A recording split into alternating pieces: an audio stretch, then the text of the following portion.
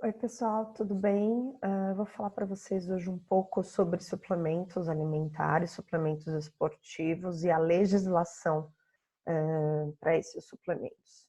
Então, um pouquinho antes da gente começar, né, a gente sabe que o desempenho esportivo aí é uma meta, né, dos atletas de alto desempenho, e eles sempre estão em busca, né, de recursos que melhorem esse desempenho esportivo. Então, partindo disso, né, a gente tem alguns recursos aí que podem melhorar esse desempenho, essa performance, que então são chamados de recursos ergogênicos, então, com o intuito de melhorar esse trabalho e essa performance durante o exercício físico. Dentro dos recursos ergogênicos, a gente tem, então, vários métodos diferentes. Então, métodos mecânicos, psicológicos, farmacológicos, fisiológicos e, finalmente, os métodos nutricionais, que são o foco aí da nossa aula. Aqui dentro de métodos mecânicos, por exemplo, a gente pode falar em algumas técnicas, por exemplo, de treinamento para melhorar a atenção, para melhorar o tempo, para melhorar a performance em si, métodos psicológicos, então, estratégias para que o indivíduo consiga lidar com a tensão, com a pressão, com a ansiedade, e esse autocontrole colaborando de maneira indireta na performance, e os métodos farmacológicos, né? Então, tanto métodos farmacológicos lícitos quanto ilícitos, métodos fisiológicos. Então, um exemplo, né? A roupa de natação que diminui o atrito da pele com a água é um recurso que tem o objetivo de melhorar a performance. Um ciclista que utiliza uma bicicleta de um material super leve, isso vai ter impacto direto na velocidade que ele consegue pedalar. Então, tudo isso é considerado recurso ergogênico. E os atletas, na tentativa de melhorar o seu desempenho, eles vão, na verdade, lançar mão de uma combinação aí de métodos e de recursos ergogênicos diferentes. E os recursos nutricionais, eles também têm esse objetivo, né, de melhora da performance do atleta. Então, a gente tem aí algumas resoluções, né, que estão associadas a controle, toda a parte de composição de suplementos alimentares como um todo, desde a classificação, aprovação, liberação para comercialização. Porém, quando a gente fala de suplementos esportivos, a gente pode falar que a resolução que tem uma maior importância é essa RDC 18 de 2010 da Anvisa, e ela traz aí desde a classificação, designação, requisitos de composição e de rotulagem dos suplementos esportivos,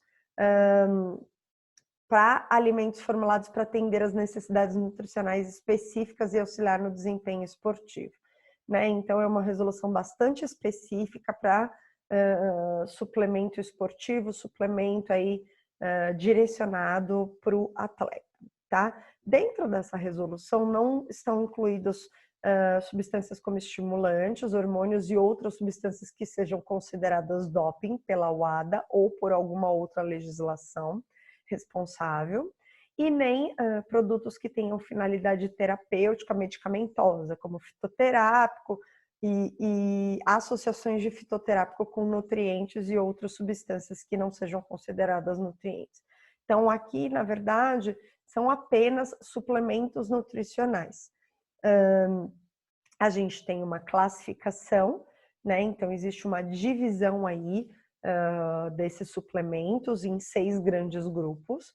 Então, o primeiro seriam de suplementos hidroeletrolíticos, segundo, suplementos energéticos, o terceiro, suplementos proteicos, o quarto, suplementos utilizados para substituição parcial de refeições, o quinto, suplementos de creatina e, finalmente, a sexta categoria seria de suplementos de cafeína. Então, vocês podem até pensar, né? Mas e o suplemento que não entra aqui em nenhuma dessas categorias?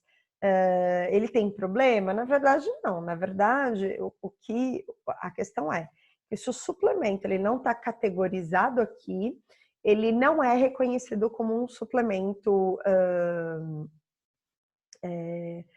nutricional voltado para atletas que tenha efeito e que por isso existe uma resolução associada, tá? Então não é porque não está aqui que não é permitido o consumo, é porque isso não está definido pela legislação brasileira até então.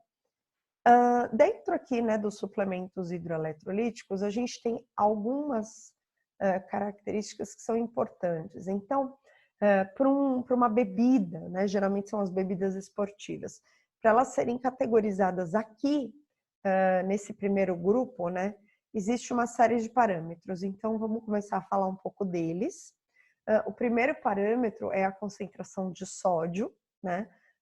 Esse sódio ele deve estar na forma de sal inorgânico para fins alimentícios, numa concentração de 460 a 1.150 miligramas por litro de bebida. É importante que a osmolaridade não ultrapasse 330 miliosmóis por quilo de água, para que isso seja considerado, então, uma bebida isotônica. Os carboidratos, né? Então, essas bebidas elas podem ter carboidratos na formulação, num valor aí, numa concentração máxima de até 8%, sendo que a frutose só pode estar presente em até 3% de concentração, em decorrência principalmente de alterações gastrointestinais associadas ao consumo da frutose.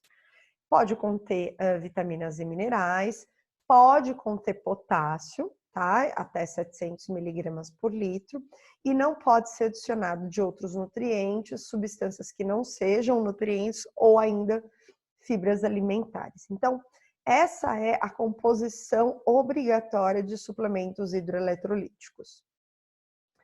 Passando para o segundo grupo, né, que seria o grupo dos suplementos energéticos, a gente também tem uma série de características. Esses suplementos geralmente são uma combinação de nutrientes, mas é importante que no mínimo 75% do valor energético total desses suplementos seja proveniente dos carboidratos. E para isso, as porções elas devem oferecer aí no mínimo 15 gramas de carboidrato.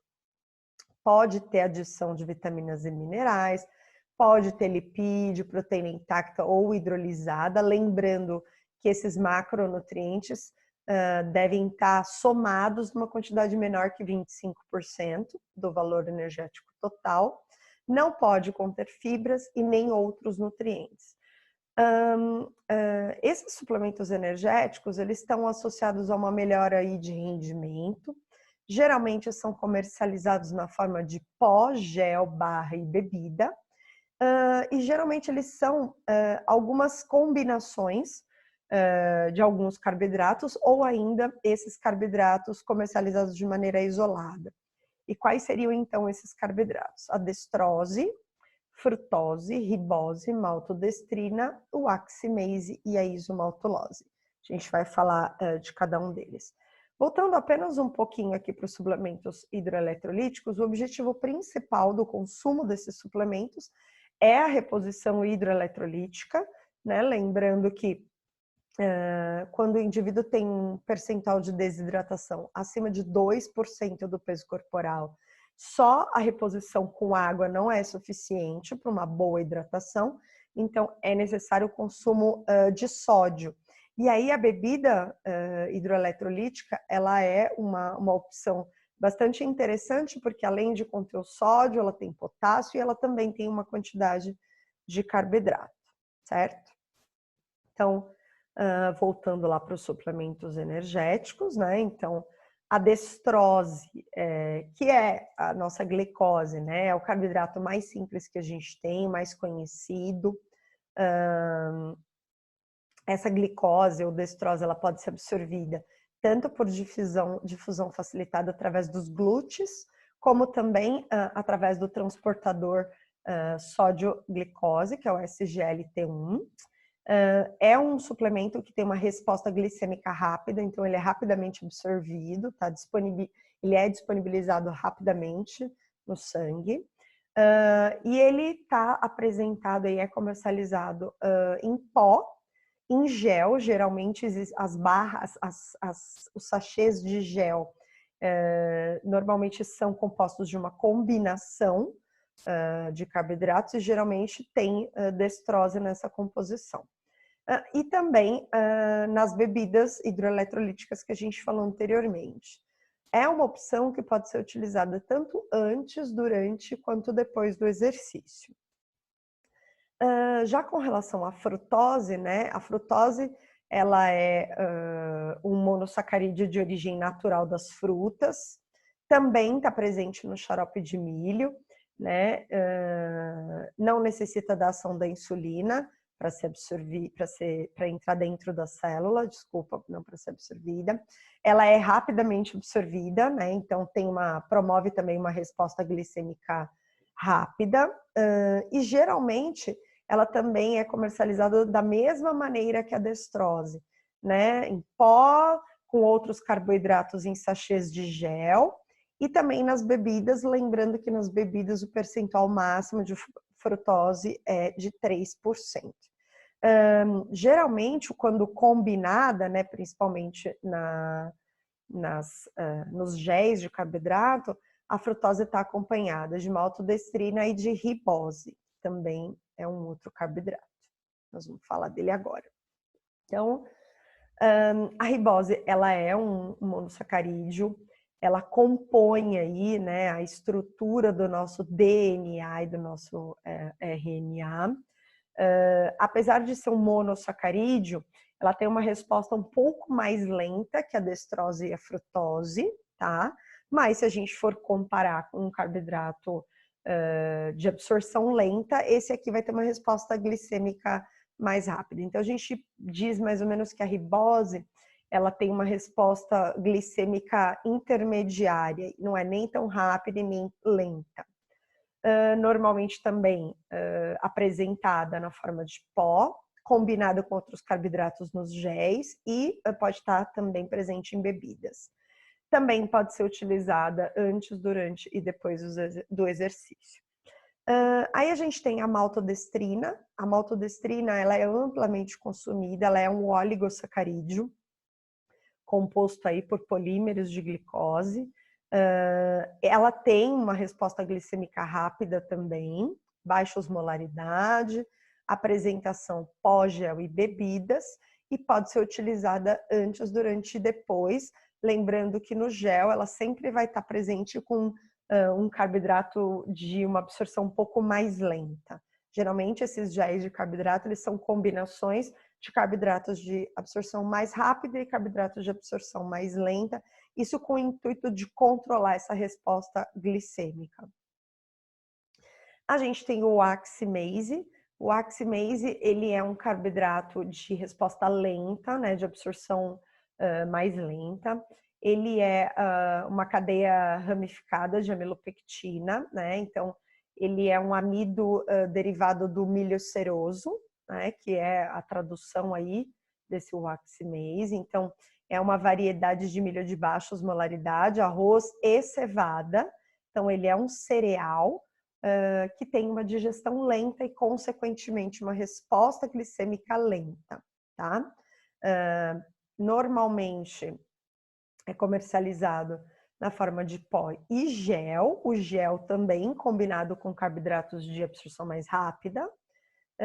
Possui um baixo índice glicêmico e uma baixa resposta insulinêmica, podendo ser utilizado antes, durante e depois. Lembrando, gente, que essa recomendação antes, durante e depois, a escolha do carboidrato, né, se é um carboidrato de absorção rápida ou lenta, essa escolha ela vai estar muito associada à duração do exercício, né? Então, o tipo de modalidade, a duração desse treino ou desta prova é que vai determinar ou que vai impactar diretamente na escolha do tipo de carboidrato que vai ser oferecido. E aí a gente tem também a isomaltulose, cujo nome comercial é a palatinose. Ela é um isômero da sacarose, né, que é um disacarídeo obtido da beterraba e da cana-de-açúcar. A principal diferença, né, é o menor pico glicêmico. Então, se a gente compara a isomaltulose com a própria sacarose, né? A sacarose ela promove um pico glicêmico, que depois é acompanhado de uma queda brusca da glicemia. A isomaltulose, esse pico, ele é bem menos evidente e essa liberação de energia ela vai acontecer de maneira mais lenta e contínua, tá? Então, esse é um suplemento interessante se a gente tem uma atividade mais de longa duração, né? Então, a gente vai ter um menor pico glicêmico, evitando aí o risco, né? Ou prevenindo a hipoglicemia de rebote, a glicemia ela fica mais estável por um tempo mais longo. Então, para exercícios aí de longa duração, é um suplemento bem interessante. Entrando na nossa terceira categoria de suplementos proteicos, né? Esses suplementos proteicos, eles incluem aí o whey protein, que é o que mais vem sendo consumido atualmente, a albumina, glutamina, beta-alanina e o BCAA. Esses suplementos, eles têm aí como características obrigatórias, então devem fornecer no mínimo 10 gramas de proteína por porção, mínimo de 50% do valor energético total proveniente das proteínas, né? Então precisa ter um PDCA acima de 0,9. O que é isso? Esse PDCA é a digestibilidade proteica corrigida pelo score de aminoácidos. Então, pode ter adição de vitaminas e minerais, não pode conter fibras e outras substâncias que não sejam nutrientes. E geralmente eles vão ser comercializados na forma de pó, gel e barra, principalmente pó e barra, tá, pessoal? Aqui, né, só para a gente falar rapidamente, a albumina, então, é aquela proteína, a principal proteína da clara do ovo, que durante muito tempo foi amplamente consumida aí como recurso ergogênico. A glutamina é um aminoácido que a gente chama de condicionalmente essencial, né? Então ela se torna essencial em algumas situações.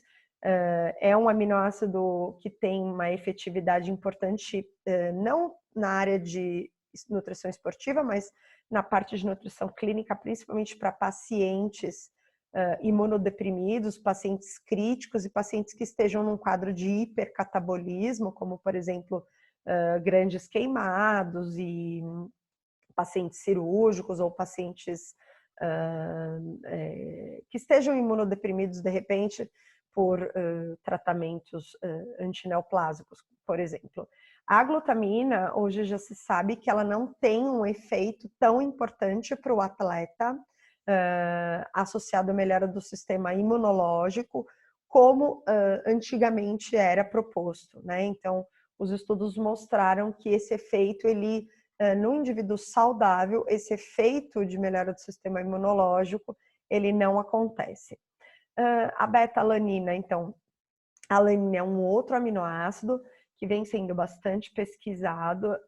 A sua ingestão está associada ao aumento da carnosina no músculo, e essa carnosina é uma substância que tem um efeito tamponante, né? Que poderia, então, minimizar aquele acúmulo de ácido láctico, né? Aquele aumento da concentração de ácido lático no músculo, principalmente associado aos exercícios anaeróbios.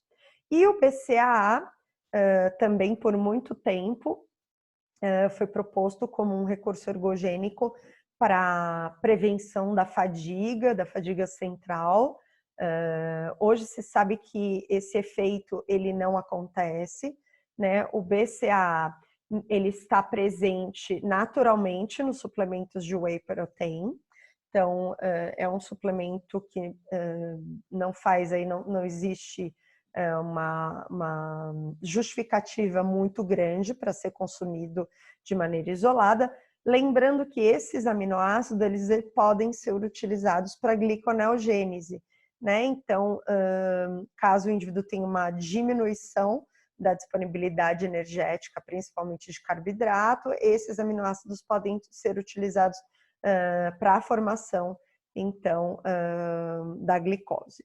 E aí a gente vai, então, falar mais detalhadamente do whey protein, que é o suplemento proteico mais consumido atualmente. Então, a gente tem basicamente 3 tipos de whey protein, o concentrado, o isolado e o hidrolisado. O que difere basicamente é o processo de filtragem desses suplementos. Então, o concentrado, ele tem um processo mínimo de filtragem, o que caracteriza, então, a presença de todos os nutrientes, de todos os macronutrientes. Então, ele tem desde carboidratos, gorduras e a proteína, claro, em si. O isolado, o processo de filtragem, ele é muito mais rigoroso. Então, normalmente, os suplementos isolados, eles vão oferecer em torno de 90% a 100% de proteína, né? Já que o processo de filtragem elimina a lactose, gorduras, outros carboidratos e também os minerais. E por último, a gente tem o hidrolisado. Esse hidrolisado, ele nada mais é do que essas proteínas quebradas em peptídeos menores, tá? Então, tanto o concentrado quanto o isolado podem ser hidrolizados, né? Então, aqui nós não estamos falando só da presença ou não só de proteína ou de outros macronutrientes, mas a gente está falando particularmente no tamanho dessas moléculas, né? Se estão sendo oferecidas as moléculas mais íntegras ou as moléculas mais hidrolizadas, né? Então, tanto o whey concentrado pode ser hidrolisado, quanto o isolado pode ser hidrolisado, certo? Então, essa hidrólise está associada à quebra dessas moléculas maiores em moléculas menores, o que torna a absorção muito mais rápida. Aí, dentro do nosso quarto grupo de suplementos, a gente tem o de substituição parcial de refeições. Então, esses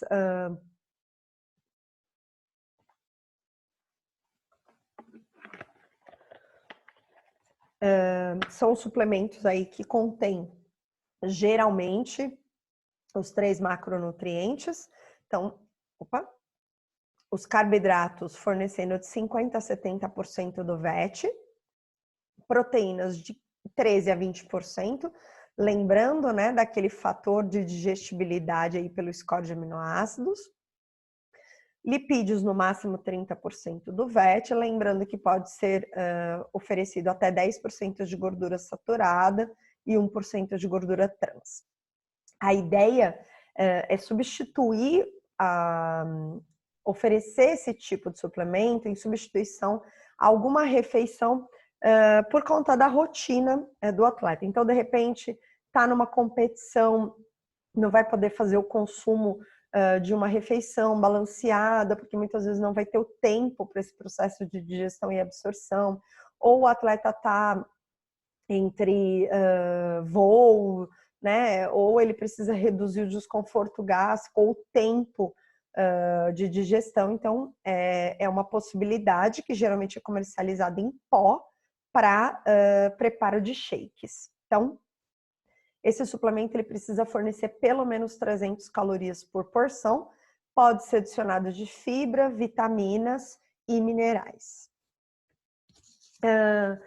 O quinto grupo são os suplementos de creatina. Os suplementos de creatina são os que, com certeza, existe uma maior evidência científica ou um maior número de estudos aí publicados, né, verificando o seu efeito ergogênico. A creatina, ela está associada, né, a um aumento da creatina fosfato no músculo e uma maior regeneração da molécula de ATP, então aumentando o desempenho, trazendo então um benefício principalmente para os esportes de explosão, né? Antigamente se falava da creatina para o aumento da massa muscular, hoje se sabe que ela não tem esse efeito, o que acontece é que ela carrega água consigo, então aumentando a quantidade de creatina no músculo, automaticamente aumenta-se a quantidade de água. Isso dava a falsa ideia de aumento de massa muscular. Na verdade, o seu efeito no aumento do desempenho está associado a maior regeneração da molécula de ATP. Com relação às características obrigatórias, então, o suplemento ele deve fornecer de 1,5 a 3 gramas de creatina por porção, deve ser utilizada a creatina monoidratada, altamente pura, né? Então, 99,9% de creatina na forma de creatina monoidratada, pode ter a presença de carboidratos e não pode ter fibras alimentares. E aí, por último, né, o nosso sexto grupo de suplementos seriam suplementos de cafeína, onde a cafeína, a quantidade de cafeína oferecida deve ser de 210 a 420 miligramas por porção. A cafeína com teor mínimo de 98,5% desta forma de cafeína, então a 1,3,7-trimetilxantina, calculada sobre a base anidra, e não pode ser composta aí de outros ou adicionada de outros nutrientes e de substâncias que não sejam nutrientes. As outras formas de cafeína, né, ou de metilxantina, a 1,3-de-metilxantina, que é conhecida como teofilina, e a 3,7-de-metilxantina, que é a teobromina, elas têm um efeito menos acentuado do que a 1,3,7-trimetilxantina. E é por isso que ela precisa ter na sua composição mínima aí 98,5% desta forma de cafeína. Uma coisa só interessante para a gente comentar, né, é que uma xícara de café, do café torrado e moído, fornece em torno de 85 miligramas de cafeína. Já uma xícara do café solúvel vai fornecer em torno de 60 miligramas de cafeína. Então, para a gente ter um efeito do suplemento consumindo apenas o cafezinho, né, do dia a dia, a gente vai precisar aí de algumas xícaras. Existe um relato aí, né, na literatura de melhora de desempenho, principalmente em exercícios aeróbicos, exercícios de endurance, em torno de 3 a 5% com o uso da cafeína. Além disso, esses produtos eles devem atender os regulamentos técnicos, devem ser seguros para o consumo humano, podem ser comercializados em conjunto, desde que na rotulagem tenha designação específica de cada componente, e também podem ser comercializados em diferentes formas de apresentação, desde que, novamente, o regulamento específico, o regulamento técnico seja seguido. Uma outra coisa importante que a gente precisa falar quando a gente pensa em suplementos é a rotulagem desses suplementos. Então, essa regulamentação de 2010, ela também traz alguns critérios de rotulagem. Então, a fonte do rótulo, ela deve ser no mínimo 1/3 do tamanho da que é utilizada na marca do produto. Existem algumas informações obrigatórias, então este produto não substitui uma alimentação equilibrada, o consumo deve ser orientado por médico ou nutricionista. Precisa vir a definição do que é isotônico, do que é hipotônico, né? Então, isotônico de 270 a 330 milhasmols por quilo de água, hipotônico abaixo de 270. Com relação a suplemento de creatina, precisa vir a informação que o consumo acima de 3 gramas pode ser prejudicial, que o produto não pode ser consumido por crianças, gestantes, idosos, portadores de enfermidades. No de cafeína, também precisa vir essa recomendação, né, que o uso deve ser restringido para esses grupos de pessoas. E, como eu falei, né, no caso da comercialização de produtos combinados, precisa vir a designação, ingredientes e número de registro de cada um dos produtos no rótulo, assim como o prazo de validade do produto que tem a validade menor e a informação nutricional de cada item. E aí algumas coisas que não podem conter nos rótulos, né? Então, imagens, expressões que induzam o consumidor ao erro, ao engano, ou que fale de propriedades que não tenham sido demonstradas, ou que não tenham esses efeitos. Imagens ou expressões que façam referências a hormônios, outras substâncias farmacológicas. Expressões como anabolizante, hipertrofia muscular, massa muscular, queima de gordura, fat burns, anticatabólico, anabólico, por aí vai. Infelizmente, apesar da gente ter uma série de critérios dentro da rotulagem de suplementos esportivos, existem vários estudos que demonstram que normalmente existe uma diferença grande entre o valor que está descrito no rótulo com a análise de composição mesmo daquele produto. Esse aqui é um artigo que, na verdade, teve o objetivo de avaliar a rotulagem e informação nutricional de alguns suplementos importados que são comercializados no Brasil. E são vários fatores aqui que eles avaliaram.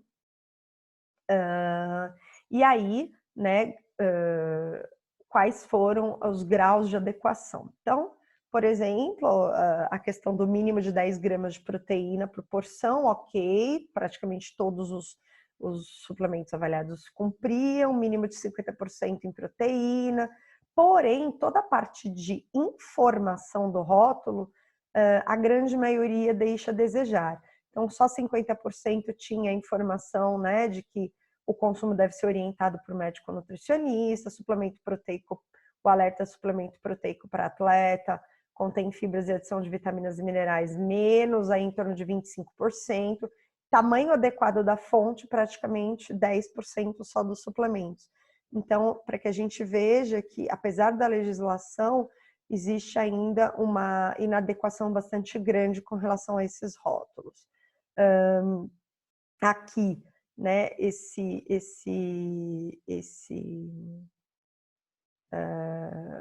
outro estudo avaliou a análise dos rótulos suplementos proteicos e viu que de 75% das amostras analisadas não estavam de acordo, ou seja, apresentavam não conformidades. E 95% das amostras estavam com o VET inadequado com relação à proteína. Né? E aí, fora as alterações aqui de não conformidade, né, estão associadas principalmente às informações de consumo. Então, suplemento não tinha, não continha informação de que o produto não substitui uma refeição. Então, são várias informações que, para a população leiga que vai consumir esses produtos, deveria estar explícita, né? Até para orientar de maneira mais segura o consumo. Porém, apesar da legislação, a fiscalização ela não é eficiente para, de fato, punir todas essas empresas e exigir, então, a readequação dos produtos. Aqui, então, a gente tem, eu coloquei para vocês os principais sites que foram utilizados para essa busca. Espero que vocês tenham gostado aí desse conteúdo e a gente se vê na nossa próxima aula.